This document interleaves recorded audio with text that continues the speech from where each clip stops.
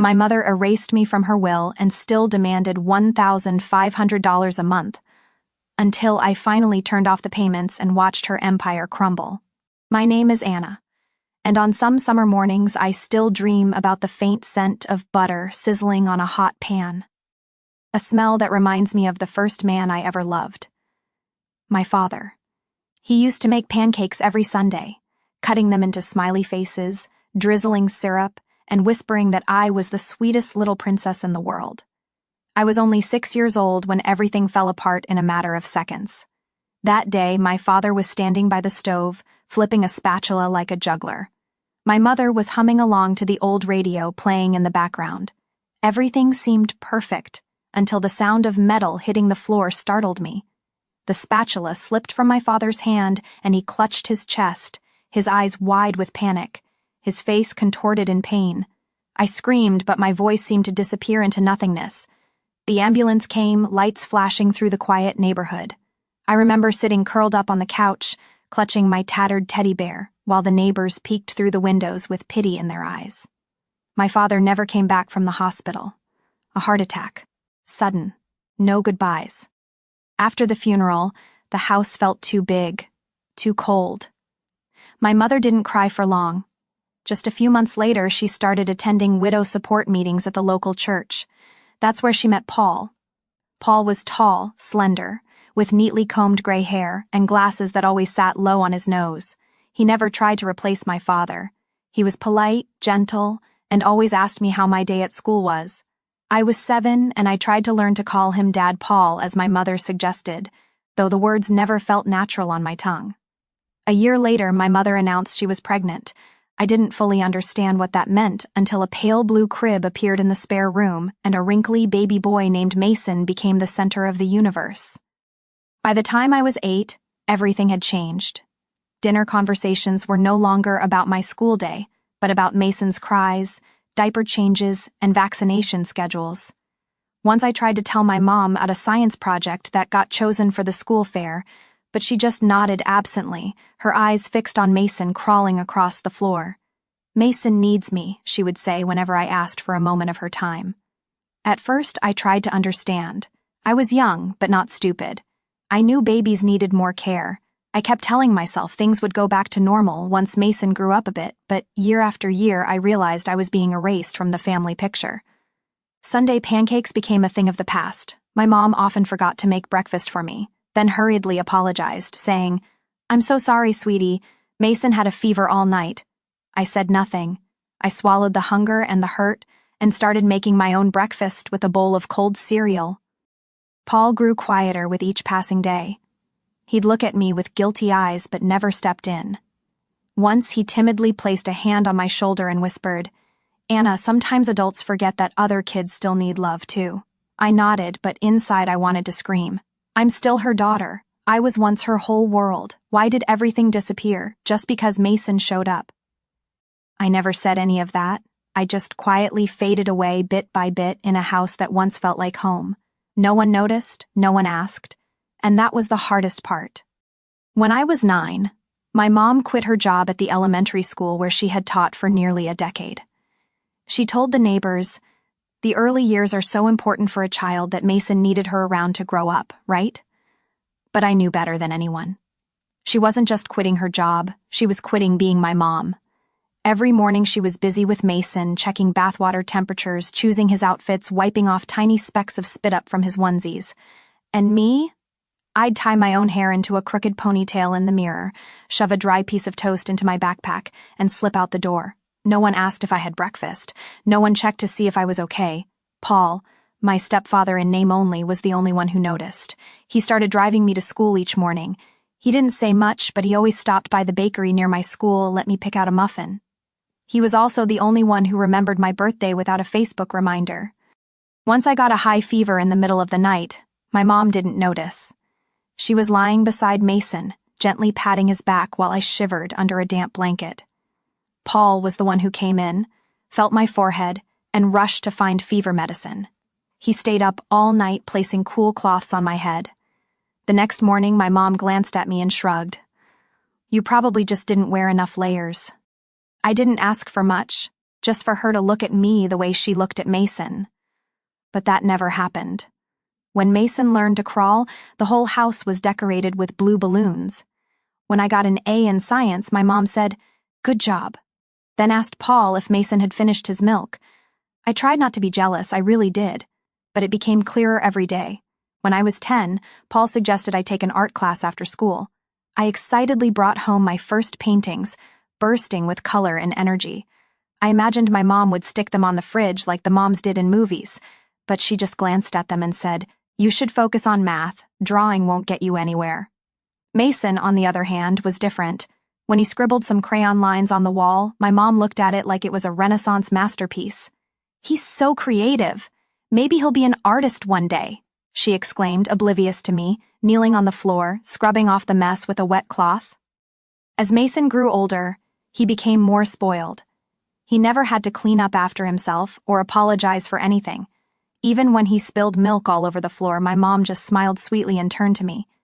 "Anna, can you wipe that up for me? I'm busy with Mason." Those words repeated so often that I could hear them even in my dreams.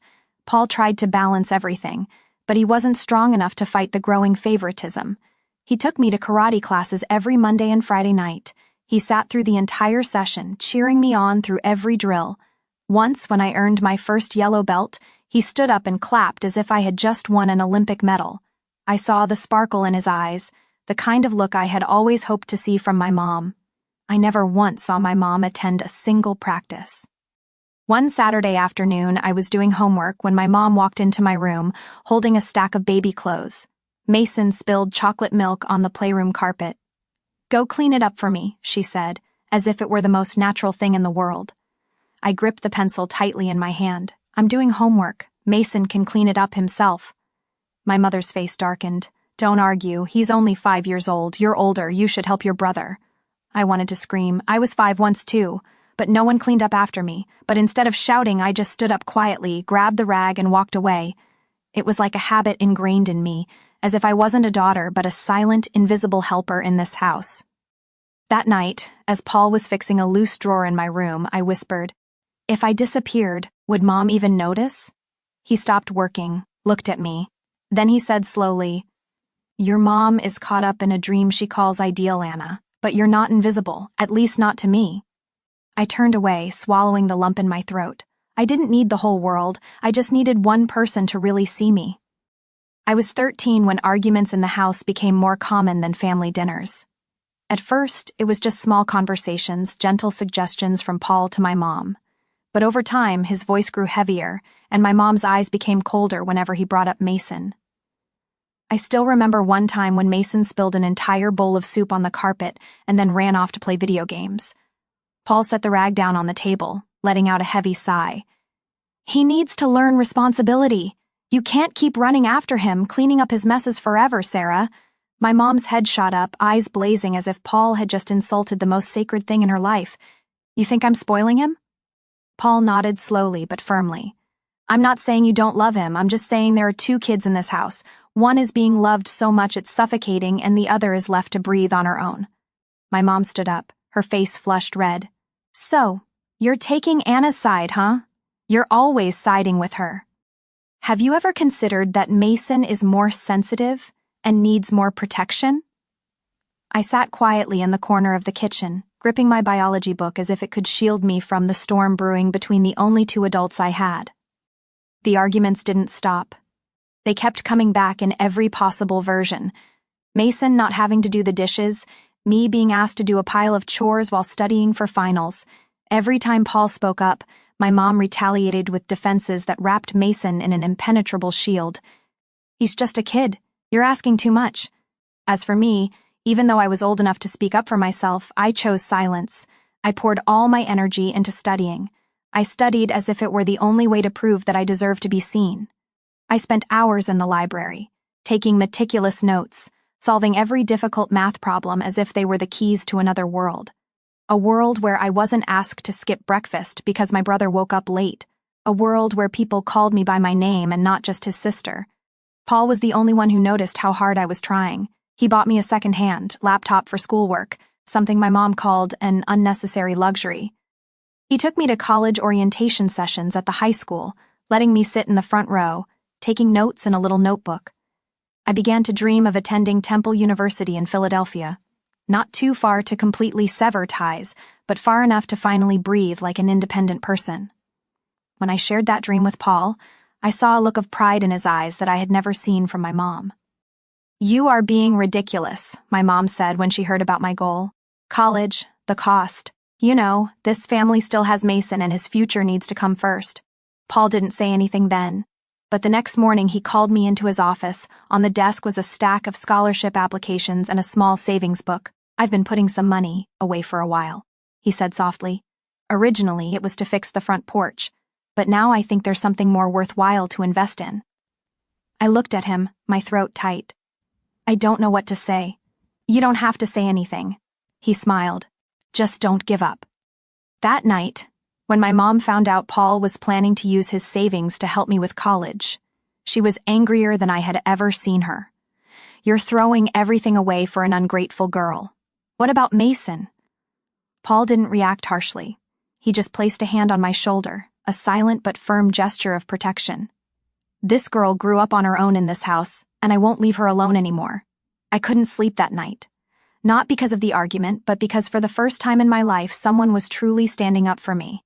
And I knew no matter what, I wouldn't let that trust go to waste.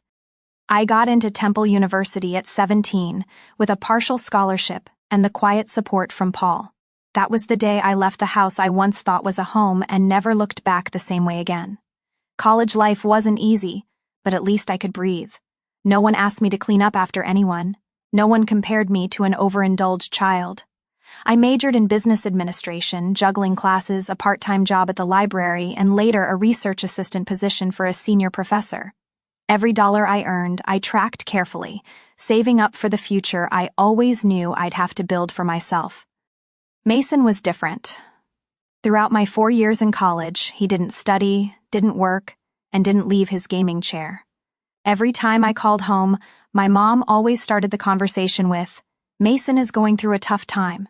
Mason's tough time consisted of not waking up before noon, refusing to apply for jobs due to mental stress, and surviving on delivery food.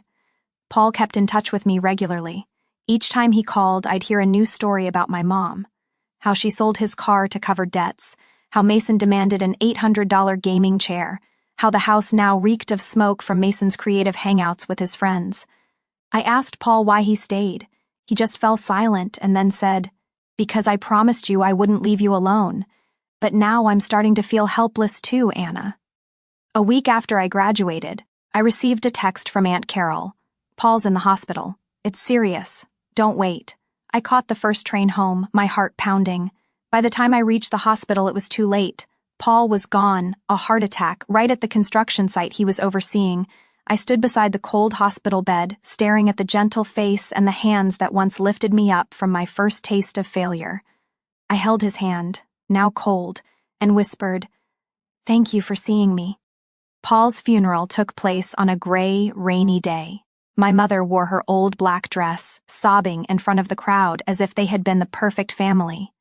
But I knew every tear was for unpaid bills, for savings that were now gone, and for the harsh reality that the only breadwinner in the house was no longer there. Mason showed up in an old hoodie, ripped jeans, and headphones still draped around his neck. Throughout the entire service, he stared at his phone, occasionally smirking at some text. I wanted to be angry, but instead I felt a different kind of cold.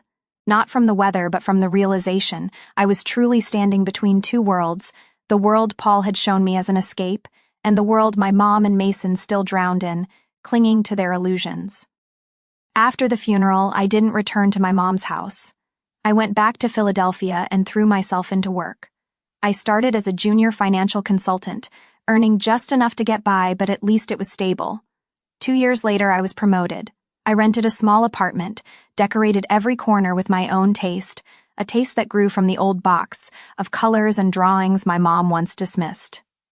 The call from my mom came on a Wednesday night, just as I was about to cook my first non-instant noodle meal of the week. "Anna, I need you to come home. We're struggling." I stood there in the kitchen. The pot of water bubbled quietly while my mind replayed every time my mom turned away, every time Mason destroyed something and I had to clean it up, Every time I was blamed instead of being cared for. What kind of struggle? I asked, my voice unsettlingly calm. Mason still hasn't found a job. The house needs repairs. The bills are piling up. I don't know how to keep up anymore. I'll think about it, I said and hung up. I didn't call back right away. 3 days passed, and then my mom texted, then emailed, then video called unexpectedly at 6 a.m. In the frame was her gaunt face, sunken eyes, and a hoarse voice. Anna, I don't know who else to turn to, just $1,500 a month, that's all. I swear it's only temporary. Just until Mason gets back on his feet. I looked around my neat little apartment at the financial plan I had meticulously mapped out on my laptop, the car I was saving to replace, the Colorado trip I'd dreamed about for 3 years, the savings for my first condo in my own name. All of it suddenly felt like luxuries in the wake of that call. Then I nodded. Just for now, okay? I said, my voice barely a whisper. I set up a recurring transfer. Each month, $1,500 vanished from my account as if it had never existed, and I slipped back into the life of frugal meals, canceled gym memberships, and holding off on new furniture. All because a part of me still held on to the hope that my mom truly needed it. 2 months later, I decided to visit. I brought a basket of groceries, a few small gifts, and a fragile sense of relief knowing I was helping. But I didn't expect the person who opened the door to be my mom. Instead, it was a girl with bright highlighted hair, nails longer than drinking straws, chewing gum, and looking at me like I was the one who didn't belong. "Who are you?" I asked, my hand still on the doorknob. She exhaled, clearly annoyed. "I'm Kayla, Mason's girlfriend. I live here. You're Anna, right? Mason's mom told me about you." "Mason's mom?" I raised an eyebrow. "You mean my mom?" "Yeah, well, she kind of treats me like a daughter now.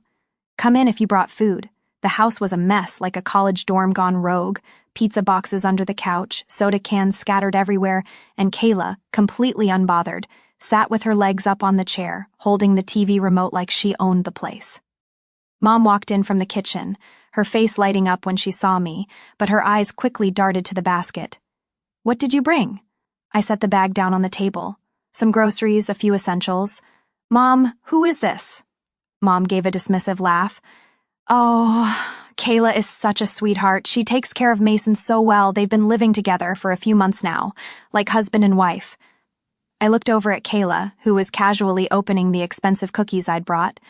She licked her fingers and said without even looking at me, "You should have bought the low-sugar kind. I'm watching my figure." I wanted to ask where Mason was, but then I heard the blaring sound of a video game from the next room. The door was shut, LED lights flashing behind the curtains. Everything in me sank that night. It was just me, Mom, and Kayla at dinner.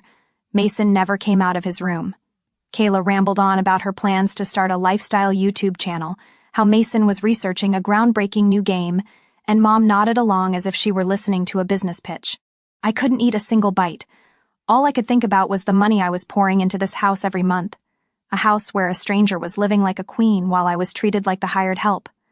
Before leaving, I pulled Mom aside and said quietly, "Mom, I don't think this is right. I'm sending money to help you get by, not to support Kayla and Mason's spending habits." Mom's eyes narrowed, turning cold. "Don't be selfish, Anna. You already have everything. Mason is still trying to find his way. Kayla is helping him a lot. And all you do is criticize." "I'm not criticizing. I'm warning you." I looked at her one last time. "Because if this continues, there will come a time when I can't help anymore." Mom crossed her arms, her face hardening. "Then don't help, but don't complain when you have no family left to come home to." I didn't respond. I just turned and walked away from the house that once felt like a home, now just a stage where I had no role. One spring afternoon, after a long meeting with a client, my phone buzzed with a text from Kayla. "Can you bring those vanilla cookies again? Mason's mom really liked them." Mason's mom. I stared at the text, my hands trembling with anger, not because of the cookies, but because of the way she spoke, as if I were the maid for a family I once belonged to, a family I was sending $1,500 a month to support, while I was budgeting every dollar to pay off my apartment. I went back to the old house that weekend. I didn't bring anything. I didn't announce my visit. I brought only one thing, the silence that was breaking inside me. The door was unlocked. I pushed it open and stood frozen in the middle of the living room. Paul's old sofa was gone. replaced by a brand new set of shiny black leather chairs next to a curved screen TV mounted on the wall.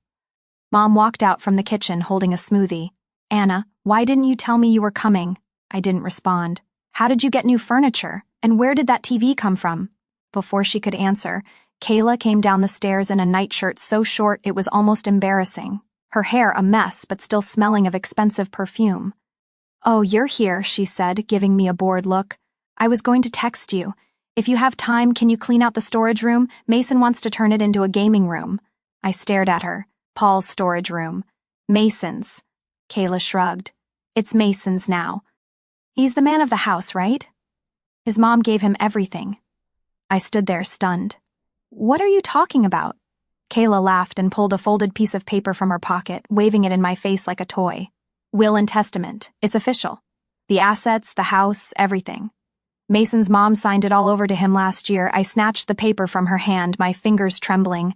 My eyes skimmed over the words that tore through me like a knife. "I, Sarah D. Harper, being of sound mind, hereby declare that I leave all my assets to my son, Mason Harper." My name wasn't there. Not a single line, not a single dot acknowledging the daughter who had poured every last cent into keeping this house afloat. I turned to my mother. She was avoiding my gaze. "Mom, is this real?" My voice cracked. "Did you really leave everything to Mason?" Not a single word for me. Mom set her glass down on the table. "Anna, don't make this a big deal.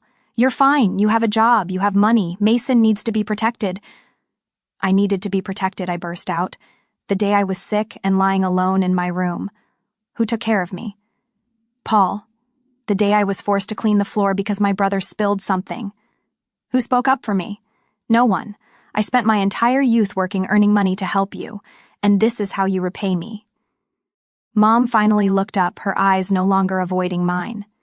"You really want the truth, Anna? I never loved you the way I love Mason. You don't understand him like I do.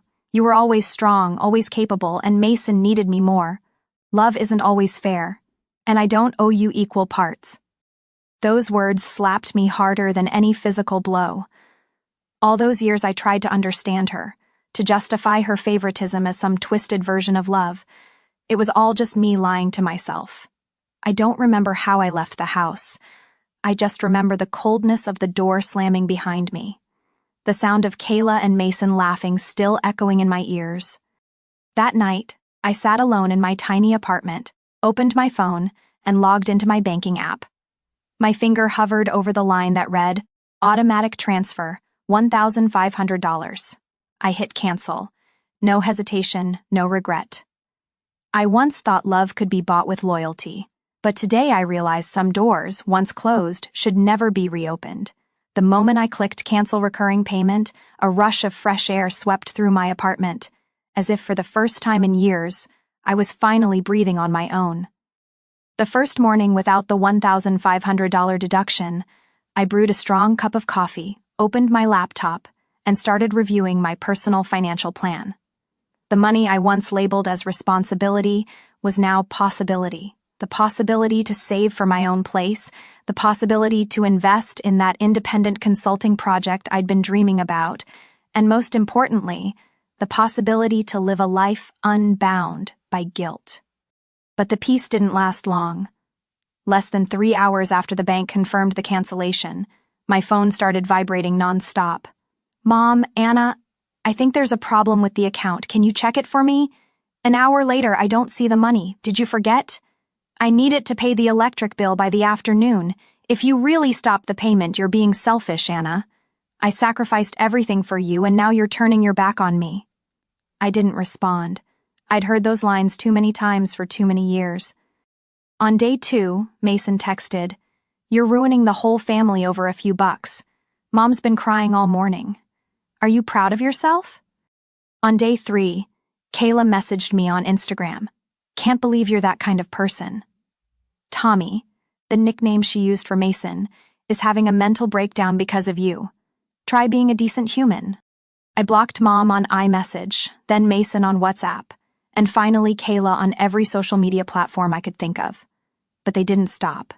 Emails started flooding my inbox, ranging from pitiful pleas, "We're about to lose the house," to guilt-tripping lines like "I gave you my whole life and now you're abandoning me." and they even attached photos of overdue electric bills, water bills, and one of Mason sitting in front of his gaming setup with a stressed look on his face, as if to say, "Look what you're doing to him." I didn't know whether to laugh or cry. One late night, I sat alone under the dim kitchen light, scrolling through each message, each guilt-ridden line. Then I opened a drawer and pulled out an old letter, the last handwritten note from Paul. In it, he wrote, "You don't owe anyone love. Real love doesn't require you to prove you deserve it." I folded the letter and placed it back in the drawer beneath the paperwork for my apartment. That was where I kept the things that truly mattered. And none of those emails deserved to be anywhere near them. I changed my email. I changed my phone number. I even unfollowed every relative still in touch with Mom on social media. A few relatives from Dad's side messaged me with the same old blood is thicker than water lecture, but I responded just once. This blood isn't a free pass to be used forever. After that, I didn't hear from them again, and I didn't care. Instead, I met with a financial advisor, opened a new savings account, and set a goal to buy a house within the next 2 years. I enrolled in a weekend art class, something I had dreamed of as a kid but was never encouraged to do. I reconnected with friends I had lost touch with while living the I have to provide for my family life. Bit by bit, I took back control of my life. Sometimes on lazy afternoons, I'd walk past the supermarket where I used to take Mom shopping. I still remembered those times she'd scold me for choosing expensive items, even though the next day she'd buy Mason a new video game without a second thought. But this time, I walked in, picked up a bottle of French wine, a tub of my favorite ice cream, and didn't hear a single voice in my head telling me to think of others first. I only thought of myself. And for the first time in my life, that felt like enough. I once feared that if I cut ties, I would lose everything. But it turned out by cutting ties, I finally found myself. 6 months passed since the day I severed all contact with Mom and Mason. 6 months without waking up in the middle of the night to guilt-ridden messages. 6 months without my mind being tangled in the web of obligation. I no longer checked my phone every morning, dreading a long, manipulative email from Kayla or a voicemail from Mom that was equal parts sobbing and rage. No more staring at my bank statement, swallowing the guilt that sat like a stone on my chest. No more pretending to be the beautiful daughter when no one really saw me. Instead, every morning I woke up in a small third-floor apartment, with sunlight filtering through ivory curtains, casting warm glows over the paintings I'd hung on the walls. Vibrant colors I never dared to bring into my life before. This apartment was mine, bought with my own money, no loans, no shared names on the deed. No other Harper was listed alongside me. I had still worked at the same consulting firm, but I'd been promoted to team lead. It was the result of a presentation I gave to the executive board, where I not only talked about financial strategies, but also shared the story of a woman who learned to say no just in time to save herself from drowning. After that presentation, a younger female colleague pulled me aside in the hallway and said, "Anna, you just gave me the courage to do the same with my mother-in-law." I didn't say anything, just nodded, but inside it felt like a small light had started to shine. The money that used to be deducted every month now sat safely in an investment fund. I took a personal finance course, opened a retirement account, and even signed up for a weekend real estate class. Not to show off, but to prove to myself I would never let anyone else decide my life for me again. One Saturday afternoon, while strolling through Montrose, I noticed a handwritten help wanted sign taped to the window of an old cafe. The scrolled words read, "Looking for part-time staff, hardworking, friendly, good listener." I had no intention of applying, but I stood there reading every word. Then I laughed, not because I needed the job, but because I used to be the only kid in my house who knew how to listen, the only one who diligently cleaned up everyone else's messes, and the only one who never got called friendly just because I dared to speak the truth. I snapped a picture of the sign and sent it to my best friend with a message. If I had been paid for all the work I did as a kid, I'd be retired by now. That night, I sat by my window, a hot cup of tea in hand, listening to the rain pattering softly against the roof. My mind wasn't swirling with thoughts like, what is Mason doing? Or is Mom okay? Or am I being too cruel? Anymore. Not because I didn't care at all, but because I finally understood. If I kept holding on to that lifeline to the past, I'd never have a hand free to build my future. Sleep came easier. No nightmares, no jolting awake in the middle of the night. And each morning when I opened my eyes, the first thing I saw was a large mirror hanging across from my bed, reflecting me. Whole, unbroken, nothing missing, nothing extra. I used to think that letting go of my family meant losing a part of myself, but it turned out by stopping, I was able to reclaim the part of me that had been taken away. One late afternoon on my way to a friend's birthday party, I passed by the old neighborhood and saw Mom standing outside a convenience store. She looked older, tired eyes, slumped shoulders. I stopped at the intersection, my hands gripping the steering wheel.